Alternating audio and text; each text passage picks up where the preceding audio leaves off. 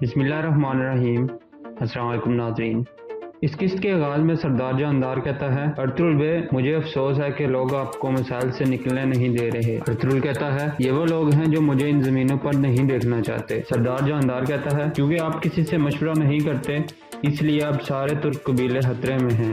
ہم نے سوچا تھا کہ متحد ہو کر کام کریں گے اور آپ کو اکیلا نہیں چھوڑیں گے، لیکن آپ کے اکیلے کام کرنے کی کاوش نے آپ کو اندھا کر دیا ہے۔ ارطغرل کہتا ہے، جاندار بے اگر آپ نے اس دن میری دعوت پہ ترک قبیلوں کے سرداروں کے ساتھ شمولیت کر لی ہوتی تو ہم نے اپنے مستقبل کا کوئی فیصلہ کر لیا ہوتا۔ پھر اورال بولتا ہے اور کہتا ہے، ارطغرل بے آپ کو معلوم ہونا چاہیے کہ آپ امیر ساتین کے بنائے ہوئے حاکم اعلیٰ سے بات کر رہے ہیں۔ اب سے جو یہ حکم تمہیں دیں گے تمہیں ان کے حکم کی تعمیل کرنی ہوگی۔ ان زمینوں پر مصیبت لانے والے تم ہو ارطغرل بے، اور تمہارے اس رویے کی وجہ سے شاید جنگ بھی جلد ہی شروع ہو جائے۔ ارطغرل کہتا ہے، جنگ شروع ہو گئی ہے اورال بے، اب میں ان لوگوں کو ڈھونڈ کر ختم کروں گا جنہوں نے یہ جنگ شروع کی ہے۔ دوسری طرف چاودار قبیلے میں الیار ایبوک کی لاش کا معائنہ کرنے میں مصروف تھا۔ اسی دوران اسے ایبوک کے ہونٹوں کے درمیان ایک بھیڑ کا بال نظر آتا ہے۔ الیار وہ بال باہر نکال لیتا ہے اور کہتا ہے، یقیناً مرنے سے پہلے یہ جب سانس لینے کی کوشش کر رہی تھی تو یہ بال اس کے منہ کے اندر چلا گیا ہوگا۔ پھر الیار کی نظر قریب ہی پڑے ایک تکیے پہ پڑتی ہے تو وہ سارا کھیل سمجھ جاتا ہے اور پھر کہتا ہے، یہ قدرتی موت نہیں مری کتلوجا۔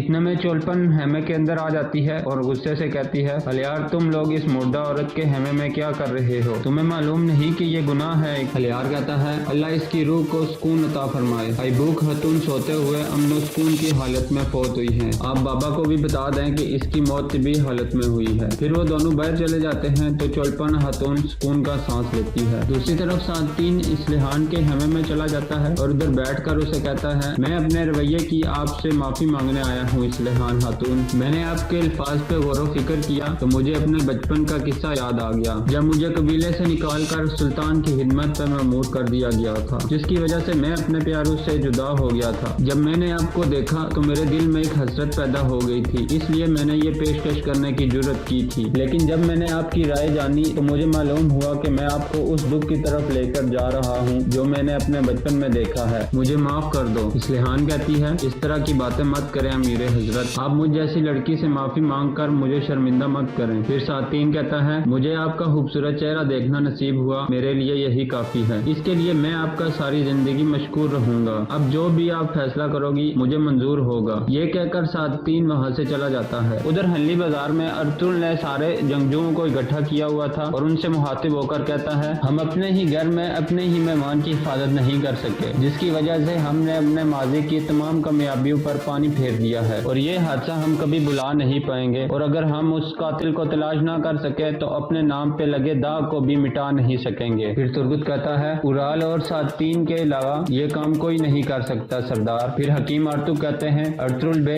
مجھے بھی ان پر شک ہے، اب وقت آ گیا ہے کہ ان کو سبق سکھایا جائے۔ ارطغرل کہتا ہے، آرتوک بے ہمیں ثبوت کی ضرورت ہے، شک کی بنا پر ہم دونوں قبیلوں کو لڑا نہیں سکتے، اور اگر لڑائی شروع ہوگی دونوں قبیلوں میں تو ہماری حالت کمزور پڑ سکتی ہے۔ ترگت اب کہتا ہے، ارطغرل بے میں آپ سے وعدہ کرتا ہوں کہ میں قاتل کو منظر عام پر لا کر رہوں گا۔ ارطغرل کہتا ہے، کل سے ہم اس قاتل کو ہر جگہ تلاش کریں گے، مجھے وہ قاتل زندہ چاہیے۔ ترگت اگلے دن کراچائسر قلعے میں گورنر کی لاش پہنچنے پر شوق کا عالم تھا، لوگ گورنر کے لیے آنسو بہا رہے تھے۔ اتنے میں گورنر کی لاش اٹھا کر سب کے سامنے باہر لے کر آتے ہیں تو ہیلنا اپنے بابا کا آخری مرتبہ دیدار کرتی ہے۔ پھر کمانڈر ویسولیس سب سے مخاطب ہو کر کہتا ہے، ہمارے گورنر نے اپنے ملک کی حفاظت کرتے ہوئے جان دی ہے، ہم ان کی موت کا بدلہ لازمی لیں گے۔ اس کے بعد سپاہی گورنر کی لاش اٹھا کر قلعے سے باہر چلے جاتے ہیں۔ اتنے میں پیتروس آتا ہے اور کمانڈر ویسولیس کو بتاتا ہے، جیسے آپ نے حکم دیا تھا لسکارس چاودار قبیلے کی طرف روانہ ہو گیا ہے۔ ادھر لسکارس چاودار قبیلے کی جانب راستے میں ایک جگہ موجود تھا، اسی دوران کئی جنگجو بھی اس کی تلاش میں نکلے ہوئے تھے۔ اتنے میں عبد الرحمن راستے میں گھوڑے کے پاؤں کے نشان دیکھ کر شک میں مبتلا ہو جاتا ہے اور کہتا ہے، یقیناً وہ قاتل ہم سے زیادہ دور نہیں ہے، یہ اسی کے گھوڑے کے پاؤں کے نشان لگتے ہیں مجھے۔ اتنے میں لسکارس بھی ان کی باتیں سن لیتا ہے اور ایک جھاڑی کو ہلا کر اپنا گھوڑا وہاں سے بھگا دیتا देता है, क्योंकि वो यही चाहता है कि वो उसका पीछा करे। तुर्गुतल्प उसे देखकर कहता है, भाइयों ये वही हरामजादा है, हम इसका पीछा करेंगे, लेकिन ध्यान से,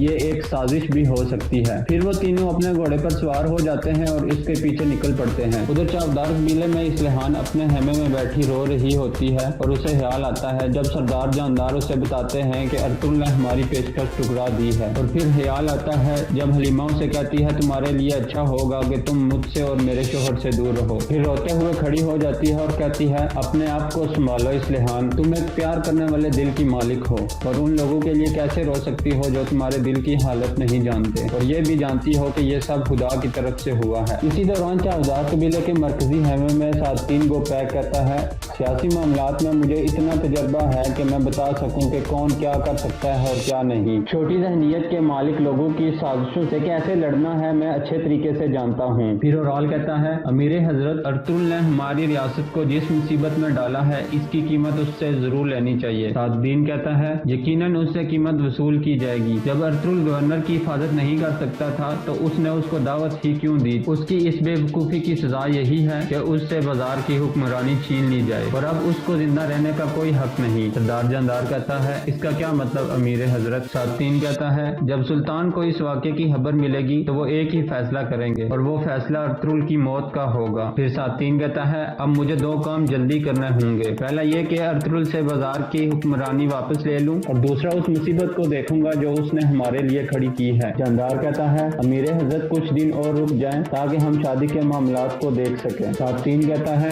जानदार बे, शादी का वक्त तब था जब मैंने आपको पेशकश की थी। अगर अब तक ये फैसला नहीं हो सका तो इसका ये मतलब है कि ये मुमकिन नहीं। अब इतने में इस्लेहान भी वहाँ आ जाती है और वहाँ बैठकर कहती है, आपकी पेशकश ने मुझे इज्जत बख्शी है अमीर हजरत। उस वक्त मैं कोई फैसला नहीं कर सकी थी क्योंकि मैं ज़हनी तौर पर तैयार नहीं थी और अब मैं आपको बताना चाहती हूँ कि मैं पूरी जिंदगी आपकी खिदमत के लिए वक्त कर सकती हूँ। ये सुनकर सादतीन गोपैक बहुत खुश हो जाता है। दूसरी तरफ लश्कारी चावदार कबीले के अंदर दाखिल हो जाता है तो अर्तुल के जंगजू भी उसे देख रहे होते हैं। फिर तुर्गुतल्प कहता है, इसका मतलब कि इसके पीछे ओराल का हाथ है, इसके अलावा और कौन हो सकता था। बमसी कहता है, चलो अंदर चलकर ओराल का काम तमाम कर दे। तुर्गुत उसे जवाब देता है, नहीं बमसी, अभी हम चलकर अर्तुल बे को इसके बारे में आगाह करेंगे, फिर हम दोनों मिलकर इनको देख लेंगे। अंदर चावदार कबीले के मरकजी हेमे में सादतीन गोपैक कहता है, आपने मुझे ये खबर सुनाकर खुश कर दिया है इस्लेहान खातून। इसके बाद इस्लेहान सरदार जानदार का हाथ चूमती है और उन्हें गले मिलती है।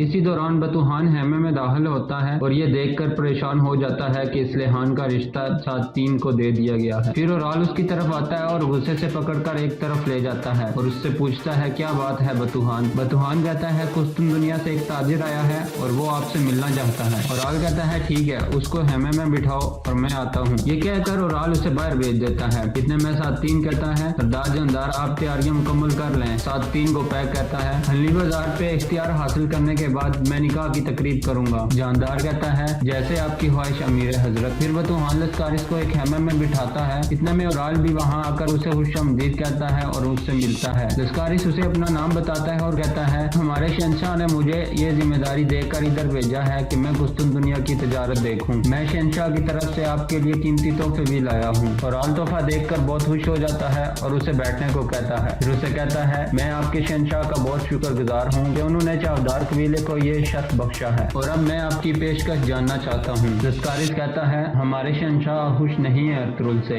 इसलिए उन्होंने फैसला किया है कि हम आपसे तजारत शुरू कर दें। क्योंकि इस रियासत में आपका कबीला सबसे बड़ा कबीला है, इसलिए वो आपके साथ तजारत करके कारोबार को बढ़ाना चाहते हैं। मैं आपके शहंशाह का मशकूर हूँ और आपकी आमद का अगर मुझे पहले पता होता तो मैं अच्छे तरीके से आपका इस्तकबाल करता। अभी आप आराम करो और बाद में मैं आपको अपने बाबा से भी मिलाऊंगा। इसी दौरान अलियार कुतलुजा को अपने हेमे में बुलाता है और उसे कहता है, तुम जानते हो कि हमेशा मैंने तुम पर एतमाद किया है और बदकिस्मती से इस कबीले में कोई और नहीं है जिस पे मैं भरोसा कर सकूं और मुझे अल्लाह के बाद तुम पर एतमाद है। यहाँ हर कोई अपने फायदे के लिए दूसरे को धोखा दे रहा है, लेकिन मैंने कसम खाई है कि मैं आखिरी सांस तक सीधे रास्ते पर चलूंगा। अर्तुल बे एक बहादुर इंसान है और वो सीधे रास्ते पर चल रहे हैं और अगर वो अपने पीठ पीछे खेले जाने वाले खेल से बेखबर रहे तो एक जाल में फंस जाएंगे। अब तुम हल्ली बाजार जाओ और अर्तुल बे को बताओ کہ گوپیک ان سے ان کی حکمرانی چھیننے کے لیے آ رہا ہے۔ قتلوجہ کہتا ہے لیکن میں نے جاندار بے سے وفاداری کا وعدہ کیا ہوا ہے، میں ان کو دھوکہ کیسے دے سکتا ہوں؟ الیار کہتا ہے تم نے سردار جاندار سے نہیں بلکہ اللہ سے وعدہ کیا ہوا ہے، اب جاؤ اور اپنی ذمہ داری پوری کرو قتلوجہ۔ دوسری طرف ہنلی بازار میں ترگت ارطغرل کے پاس جاتا ہے اور اسے بتاتا ہے کہ ہم نے اس مکار قاتل کا پتہ لگا لیا ہے اور وہ اس وقت چاودار قبیلے میں موجود ہے۔ ارطغرل یہ سن کر حیران ہو جاتا ہے